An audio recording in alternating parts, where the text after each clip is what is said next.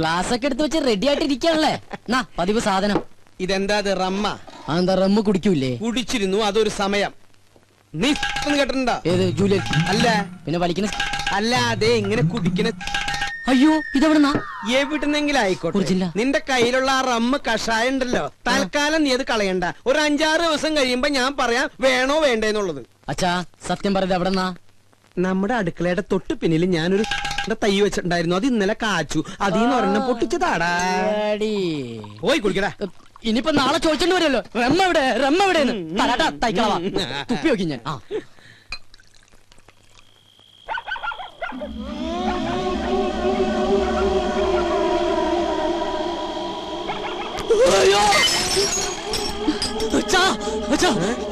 എന്റെ ബെഡ്റൂമിൽ ഒരു പ്രേതം. പ്രേതോ?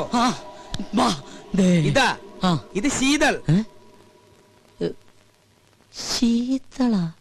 ശീതൾ ഇന്ന് മുതൽ നമ്മുടെ പെയിൻ ഗസ്റ്റാ.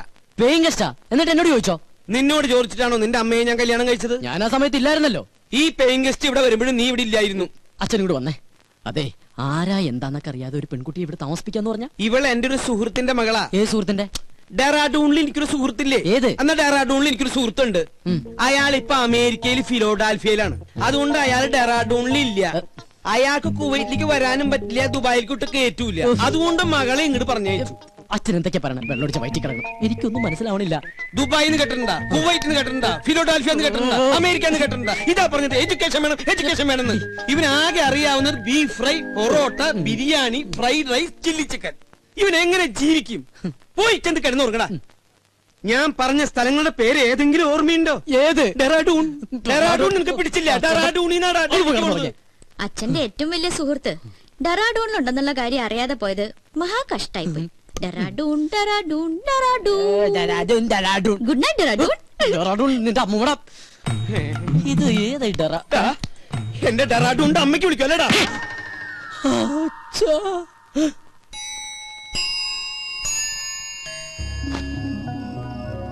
എന്നാലും ഞാൻ അറിയാതെ അച്ഛൻ അവിടെ ഡെറാഡൂണിലൊരു ഫ്രണ്ട്. അവൾ ആരായിരിക്കും? ഇനി അച്ഛന്റെ അബദ്ധത്തിൽ വല്ലതും ചോദിച്ചാലോ? അല്ലെങ്കിൽ വേണ്ട. എന്നാൽ അവൾ ആരാ നോക്കാം.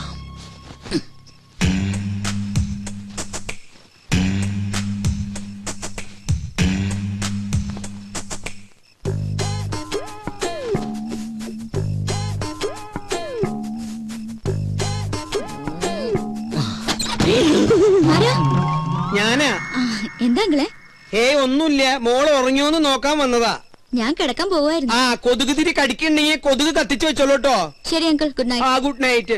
കൊതുക് കത്തിച്ചു വെക്കാൻ നിനക്ക് എന്താ തലയ്ക്ക് പ്രാന്തായ? പെമ്പിള്ളേര് കിടക്കുന്ന റൂമിൽ വന്ന് എത്തി നോക്കണതേ അത്ര നല്ല ശീലമൊന്നുമല്ല. ഡെറാഡൂണിൽ പോലുമില്ല ഇത്ര വൃത്തിയായിട്ടവന്മാര്. ഡെറാഡൂണിനെ പറ്റി ആരെങ്കിലും എന്തെങ്കിലും പറഞ്ഞോ?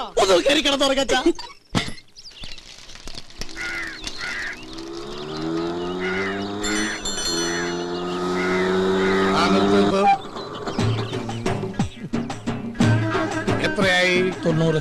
നിന്റെ പ്രായമല്ലേ ഞാൻ ചോദിച്ചത്? ഓടിയ കാശ് തന്നെയാണോ ഞാൻ പറഞ്ഞത്? ഞാനിപ്പോ ഈ കാശ് തരില്ലെന്ന് വിചാരിക്ക. നീ എന്നെ എന്ത് ചെയ്യും? നീ എന്നെ മൂക്കി കയറ്റുമോ? ചാവട്ടൂരിക്കണ്ടല്ല, പാറ്റിക്കിന് കൊടുക്കും. കളിച്ച് കളിച്ച് ബെങ്കിടങ്ങി തങ്കച്ചന്റെ മകനോടാ കളി. അല്ലടാ തങ്കച്ചേട്ടന്റെ മോനാ. 90 രൂപക്ക് വേണ്ടി തങ്കച്ചേട്ടന്റെ മോനായിട്ട് തലൂർന്ന് പറഞ്ഞാ തങ്കച്ചേട്ടൻ എന്ത് വിചാരിക്കും? ഇതാ 100 രൂപ ഉണ്ട്. അച്ഛനെ അറിയുമല്ലേ? താനല്ലേ പറഞ്ഞ അച്ഛനെ അറിയുന്നു. ഇനിയിപ്പോ തന്നെ അച്ഛനറിയണോ? താനല്ലോ നേരത്തെ അച്ഛനെ അറിയുന്നു പറഞ്ഞ. കത്തി കാണിച്ചോണ്ട് അച്ഛൻ അറിയുമെന്ന് പറഞ്ഞു. ജീവനൊക്കെ ആക്കുണ്ടാവില്ലേ?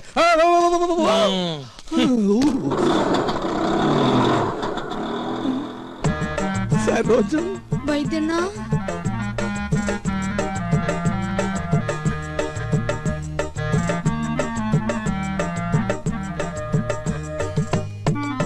എന്താ ഈ വേഷത്തില്?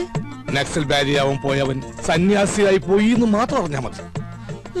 അക്കാ മുള്ളിയപ്പ തെറിച്ച ബന്ധവും ഉള്ളെങ്കിലും അക്കായെ ഞാൻ ഒരുപാട് വേദനിപ്പിച്ചിട്ടുണ്ട്. ഇനി ഞാൻ അക്കാ വിട്ട് എങ്ങുമേ പോവില്ലേ.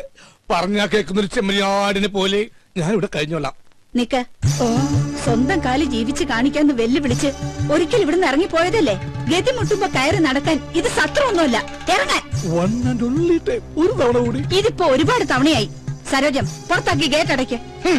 അക്കയാണത്രേ കക്ക. എന്നെ പുറത്താക്കൊന്നും വേണ്ട. ഇവിടുത്തെ ഗേറ്റ് അടച്ചാലും എന്റെ മുമ്പിൽ വേറെ പല ഗേറ്റുകളും മറക്ക തുറക്കും. നമുക്ക് കുറച്ച് വേണ്ടി കാണാട്ടാ.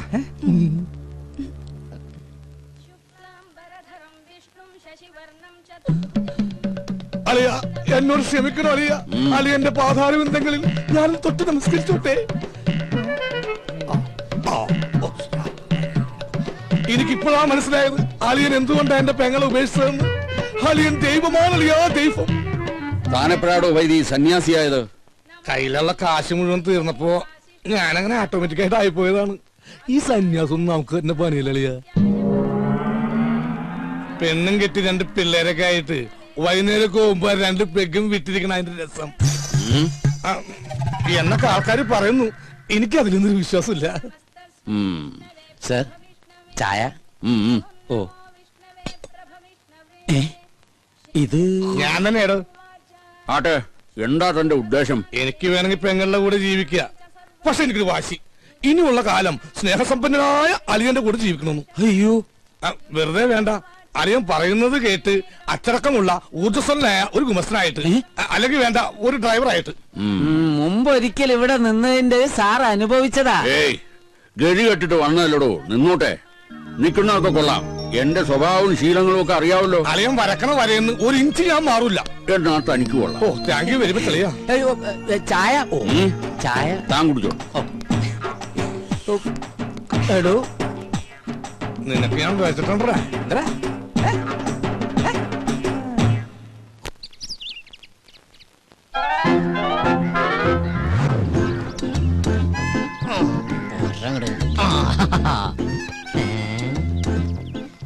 മേടിച്ചിട്ട് 1 വർഷമായുള്ളൂ, അതിനുള്ളിൽ തീർന്നു.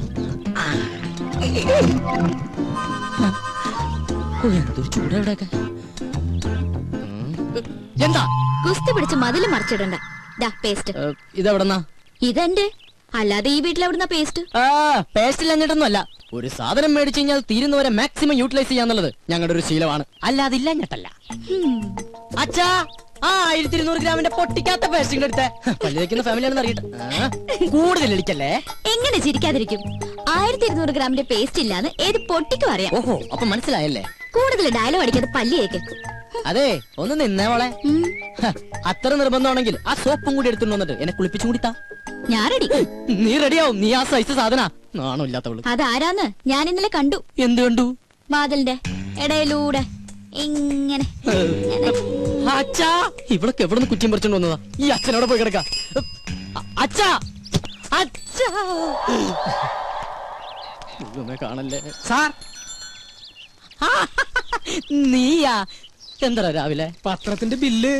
ഓ, അതൊന്നും വേണ്ടാപ്പാ. തമാശ കളഞ്ഞിട്ട് കാശ് എടുക്കട്ടെ സാറേ. 450 രൂപയാ. 450 രൂപ. അതിനു വേണ്ടിട്ടാ നീ രാവിലെ വന്നേക്കണേ. നീ ഒരു കാര്യം ചെയ്യ്, പോയിട്ട് ഒരു മാസം കഴിഞ്ഞിട്ടോ. ഇനി 1 മാസം കഴിഞ്ഞാ ഇത് കേൾക്കാൻ തുടങ്ങിയിട്ട് കാലം കുറെ ആയിട്ടാ. എടാ, അപ്പുറത്തെ വീട്ടിലെ തോമസ് ചേട്ടനല്ലേ കോടിക്കണക്കിന് രൂപയുടെ കടക്കാരനാ, അറിയോ നിനക്ക്? എനിക്ക് അയാളുടെ കോടിക്കണക്കിന് രൂപയുടെ കണക്കൊന്നും അറിയണ്ട. എനിക്ക് എന്റെ പത്രത്തിന് 450 രൂപ അപ്പം കിട്ടണം. ഓ പിന്നെ ഞങ്ങൾ ഈ പാവങ്ങളുടെ 450 രൂപ ഇട്ടിട്ടുണ്ട് നിന്റെ മാതൃഭൂമി പത്രം നടന്നു പോവാൻ. ഒന്ന് പോടാ. നല്ല ഒന്നാമതൊരു വീട് കെട്ടിയിട്ടുണ്ടല്ലോ ചേട്ടാ. എന്തിനായി പിച്ചത്തരം കാണിക്കണേ? വീടല്ലേ കെട്ടിട്ടുള്ളൂ, ഞാൻ കെട്ടിട്ടില്ലല്ലോ. എടാ, ഞാൻ കെട്ടിക്കഴിഞ്ഞതെങ്കിൽ ആ സ്ത്രീധനത്തിന്റെ തുക കൊണ്ട് ആദ്യം കടമിട്ടത് നിന്റെ ഇരിക്കൂടാ. എന്നാ ആ കല്യാണം കൂടി ഞങ്ങൾ മാതൃഭൂമിക്കാർ നടത്തി തരാം. ആയിക്കോട്ടെ. അതെ, എന്റെ കല്യാണം നടത്തിയിരിക്കുക. ഈ ഒരു ജോലിക്കാരും പറഞ്ഞിട്ട് ആ ആലോചന നടന്നിട്ടുള്ളത്. ഈ കാശ് കൂടി തന്നില്ലെങ്കിൽ എന്റെ ഏജൻസി കെട്ടി. എന്റെ ഏജൻസി കെട്ടി എന്റെ കല്യാണം നടക്കില്ല ചേട്ടാ. വയലന്റ് ആവല്ലേ രമേശ. നീ ഒരു കാര്യം ചെയ്യ്, നീ അതവരെ പറഞ്ഞ് മനസ്സിലാക്കാം. ആരെ? പെൺവീട്ടുകാരെ? അല്ലട, പത്രക്കാരെ. ഇപ്പൊ ഞാൻ നിന്നോട് ഒരു ഒഴിവ് പറയുന്നില്ല, അതുപോലെ നീ അവരോട് ഒഴിവ് പറയും, അവര് മറ്റുള്ളവരോട് ഒഴിവ് പറയും.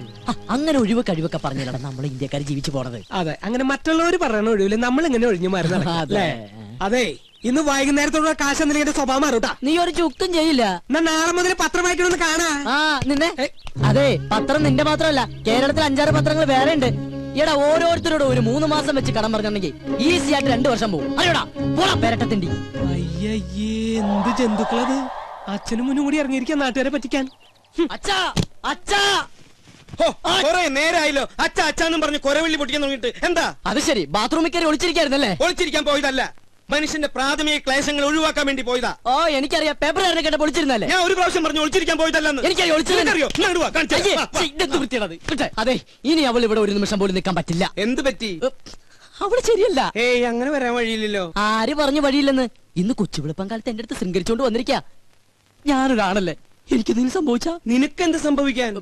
രണ്ടാണുങ്ങൾ മാത്രം താമസിക്കുന്ന സ്ഥലത്ത് ഒരു പെണ്ണ് വേണ്ട. എന്താ ഗോപ നീ പറയണേ? ഞാൻ ആ കുട്ടിയുടെ അഡ്വാൻസ് മേടിച്ചതല്ലേ? അഡ്വാൻസാ? എത്ര രൂപ? 2000. ഓഹോ, അപ്പൊ അതുകൊണ്ടാണ് മേടിച്ച് മിഴുങ്ങിയതല്ലേ? ഏയ് അതെനിക്ക് അവള് ഫ്രീ തന്നതാ. ഒരു കാര്യം ചെയ്യ്, എഗ്രിമെന്റ് വെച്ചിട്ടല്ലോ ആ പൈസ അങ്ങോട്ട് തിരിച്ചു കൊടുത്തേക്ക്. അത് ഞാൻ പാൽക്കാരനും പലചരക്ക് കച്ചവടക്കാരനും കൊടുത്തു. ഓ, ഇതൊരു പുലിവാലായല്ലോ. എന്ത് ചോദിച്ചാലും കളനെ പോലെ തല കൂപ്പിട്ട് നിൽക്കും. ഇങ്ങോട്ട് നോക്കി, ഇങ്ങോട്ട് നോക്കാൻ. ഞാനൊരു 2000 രൂപ എങ്ങനെയെങ്കിലും സംഘടിപ്പിച്ചു തരാം. അതിനെ പറഞ്ഞു വിട്. അങ്കിൾ, ഈ പെൺകുട്ടികൾ താമസിക്കുന്ന മുറിയില് വേണ്ട വേണ്ട വേണ്ട, കൂടുതൽ കൊഞ്ചിക്കൊഴയിലൊന്നും വേണ്ട. അച്ഛ പറഞ്ഞു വിട്ടെ. ഞാനൊന്ന് പറയട്ടെ ഗോപേട്ട. ഗോപേട്ടാന്നാ അച്ഛ, ഗോപേട്ടാന്ന്. പിന്നെ നിന്നെ എന്നാ വിളിക്കാ? വേലായുധനാ? എന്താ നിന്റെ പേര്? ഗോപൻ. പറ മോളെ. പെൺകുട്ടികൾ താമസിക്കുന്ന റൂമില് ഒരാൾ വന്ന് ഒളിഞ്ഞു നോക്കിന്ന് വിചാരിക്കാം. ഇവിടെ ആരോ ഒളിഞ്ഞു നോക്കിയേ? അയാളെ കുറിച്ച് അങ്കിളുടെ അഭിപ്രായം എന്താ? ആണാണോ പെണ്ണാണോ? ആണാണെന്ന് തോന്നുന്നു. എങ്കിൽ അവൻ ആണും പെണ്ണും കെട്ടവനും സംസ്കാരമില്ലാത്തവനും ആവാസനും തന്തയില്ലാത്തവനുമാണ്. അച്ഛാ, സത്യം പറയാലോ അങ്കിൾ, അങ്ങനെ ഒരു അനുഭവം ഹോട്ടലിൽ വെച്ചുണ്ടായതുകൊണ്ടാ ഞാൻ ഇങ്ങനെ ഒരു സ്ഥലം തേടി വന്നത്. ഇവിടെ ഞാൻ സേഫാ. എനിക്ക് സമാധാനായി. അങ്കിളിന്റെ മുഖം കണ്ടാൽ അറിയാം അങ്കിൾ ഒരു ഇന്നസെന്റ് ആണെന്ന്. ഇങ്ങനെ ഒരു അച്ഛനെ കിട്ടിയത് ഗോപന്റെ ഭാഗ്യാ. എന്റെ ഈശ്വരാ, ഇത് ഞാൻ പലപ്പോഴും നിന്നോട് പറയണമെന്ന് വിചാരിച്ചതാ.